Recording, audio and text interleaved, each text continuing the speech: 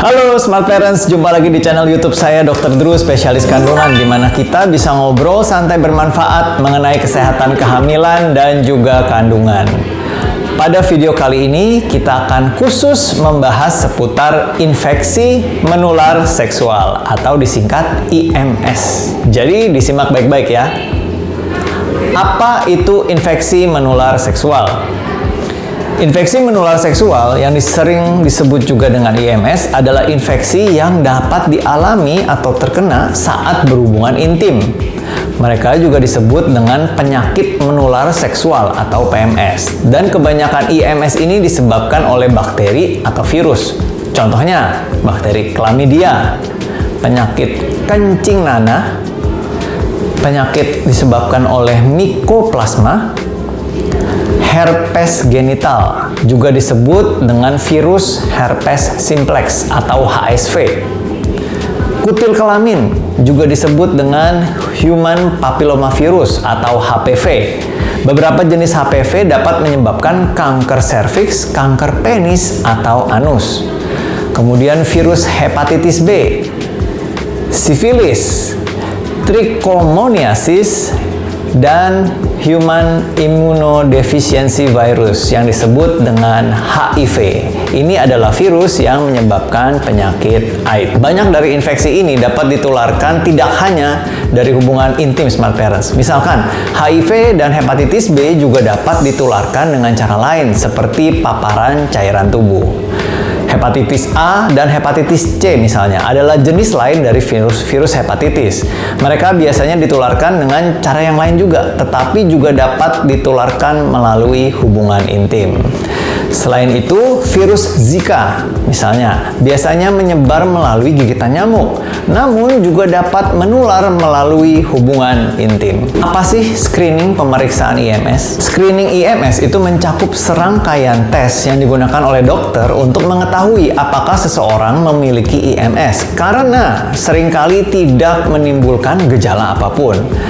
Dokter biasanya menganjurkan agar orang yang berisiko terkena IMS itu di-screening meskipun mereka tidak memiliki gejala dan merasa baik-baik aja. Ada berbagai jenis pemeriksaan yang memang menyaring berbagai macam infeksi. Dan banyak IMS dapat ditemukan melalui tes darah atau urin. Jika Anda memutuskan untuk melakukan screening IMS, tentu dokter kandungan Anda dapat bekerja sama dengan Anda untuk menentukan tes spesifik yang mana yang Anda perlukan. Siapa yang harus di-screening untuk IMS? Yang pertama, semua orang, termasuk remaja, harus melakukan screening HIV setidaknya 1 kali. Kedua, semua wanita di bawah 25 tahun yang pernah berhubungan intim harus di-screening setiap tahunnya untuk penyakit gonorea dan chlamydia.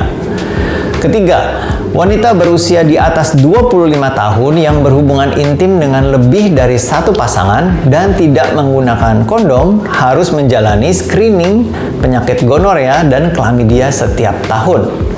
Keempat, perempuan hamil harus di-screening untuk penyakit sifilis, HIV, dan hepatitis B. Mereka juga harus di-screening untuk chlamydia dan gonorea jika berusia kurang dari 25 tahun atau memang berhubungan intim dengan lebih dari satu pasangan. Kelima, semua orang yang terinfeksi HIV harus di-screening setidaknya 1 kali untuk hepatitis A, hepatitis B, dan C.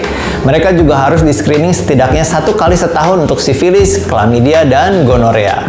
Wanita yang terinfeksi HIV harus di-screening setidaknya 1 tahun sekali untuk penyakit trichomonas. Namun jangan lupa diskusikan dulu dengan dokter-dokter Anda sebelum Anda melakukan screening ya Smart Parents. Bagaimana jika saya memiliki IMS? Jika Anda memiliki IMS, tentu Anda memerlukan pengobatan. Pengobatan mungkin termasuk antibiotik atau obat-obatan yang disebut antivirus yang untuk melawan virus. Dan hal ini dapat menyembuhkan infeksi Anda atau mencegahnya menjadi lebih buruk, serta dapat mengurangi kemungkinan Anda menyebarkan infeksi ke orang lain. Apakah IMS dapat dicegah? Beberapa tips untuk Anda Smart Parents. Yang pertama, hal terpenting yang dapat Anda lakukan adalah menggunakan kondom setiap kali berhubungan intim. kondom eksternal pada pria atau kondom internal pada wanita itu dapat melindungi dari IMS. Kedua, tanyakan kepada dokter kandungan Anda, Smart Parents, apakah ada vaksin yang harus Anda dapatkan. Contohnya, jika Anda berusia 26 tahun atau lebih muda, Anda bisa mendapatkan vaksin untuk melindungi dari virus HPV, di mana virus ini penyebab kutil kelamin dan kanker serviks.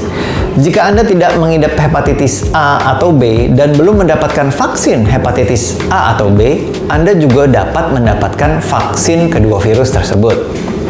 Ketiga, jika pasangan Anda menderita herpes, mereka dapat mengurangi kemungkinan menularkan ke Anda dengan meminum obat bernama Valacyclovir. Keempat, jika Anda berisiko sangat tinggi tertular HIV, Anda mungkin dapat meminum pil setiap hari untuk mengurangi kemungkinan tertular HIV. Sekian info dari saya, semoga bermanfaat. Silahkan subscribe, like, share, dan komentar. Sampai jumpa di video saya selanjutnya dan salam sehat.